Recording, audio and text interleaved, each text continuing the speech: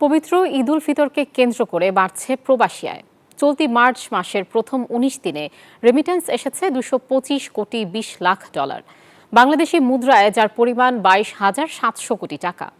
বৃহস্পতিবার প্রবাসী আয়ের হালনাগাদ এ তথ্য জানিয়েছে বাংলাদেশ ব্যাংক। সংস্থাটি বলছে, গত বছরের একই সময়ের তুলনায় চলতি বছর মার্চে রেমিটেন্স প্রবাহ বেড়েছে ৭৮%। ২০২৪ সালের একই সময় বিভিন্ন দেশে থাকা প্রবাসী বাংলাদেশিরা পাঠিয়েছিলেন ১২৬ কোটি ডলারের সমপরিমাণ রেমিটেন্স। ব্যাংকাররা মনে করছেন, চলমান ধারা অব্যাহত থাকলে চলতি মাসে রেকর্ড পরিমাণ রেমিটেন্স পাবে বাংলাদেশ।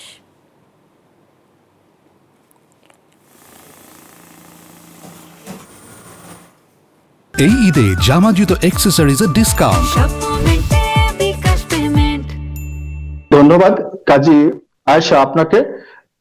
সৌদি আরবে বর্তমানে আমাদের বাংলাদেশি প্রবাসী রয়েছে প্রায় ৩২ লাখেরও বেশি।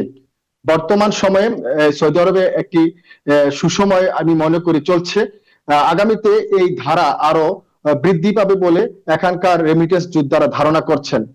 ঈদ উপলক্ষে যেই রেমিটেন্সের আবহাওয়া বৃদ্ধি পেয়েছে, তা আগামী সপ্তাহে অনেক প্রবাসী আরো বেতন পাবেন এবং অনেক কোম্পানি এখান থেকে বেতন দিবেন, যার কারণে আগামী সপ্তাহে তা আরো বেড়ে এখন থেকে দ্বিগুণ হওয়ার সম্ভাবনা রয়েছে বলে এখানকার যারা রেমিটেন্স যোদ্ধা এবং বিশেষজ্ঞ তারা মনে করছেন।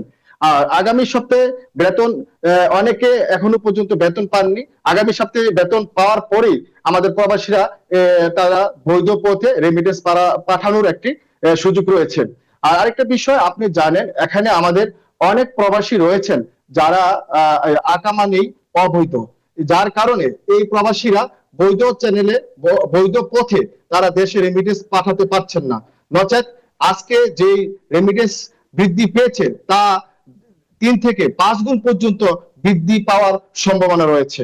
এখানকার রেমিটেন্স যোদ্ধারা মনে করেন যে সকল প্রায় ১০ লক্ষের মতো সৌদি আরবে প্রবাসী বাংলাদেশি রয়েছেন যারা অবৈধ, ইকামা বিহীন বা বিভিন্ন কারণে তারা অবৈধ হয়ে গিয়েছেন, তাদেরকে যদি আমাদের বর্তমান সরকার বৈধ করার কোনো পদক্ষেপ হাতে নেন, তাহলে এই প্রবাসীরা যদি বৈধ হয়ে যান, তাহলে বৈধ পথে রেমিটেন্স ১০ থেকে ১৫ গুণ পর্যন্ত বর্তমান সময় থেকে বৃদ্ধি পাওয়ার সম্ভাবনা রয়েছে।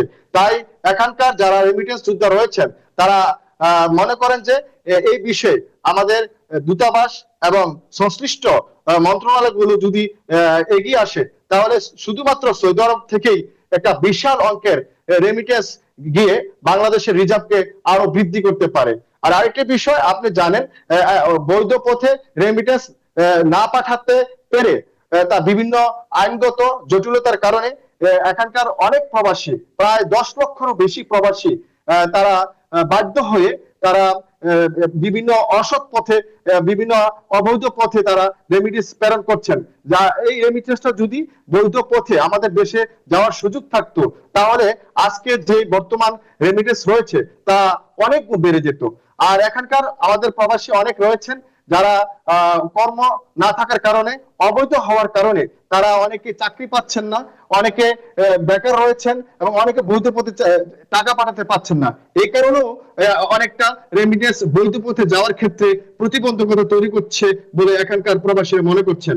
আর আরেকটা বিষয়, এখানে আমাদের প্রবাসীরা যত সম্ভব তাদের মন মানসিকতা অত্যন্ত ভালো এবং সুন্দর, তারা চেষ্টা করেন বৈধ পথে রেমিটেন্স পাঠানোর জন্য, কিন্তু এদেশের বিভিন্ন নিয়ম কানুন এবং ব্যাংকের মাধ্যমে সীমিত আকারে টাকা পাঠানোর যে একটা সিস্টেম রয়েছে, এর কারণেও কিন্তু অনেক টাকা বৈধ পথে পাঠানোর সম্ভব হয় না।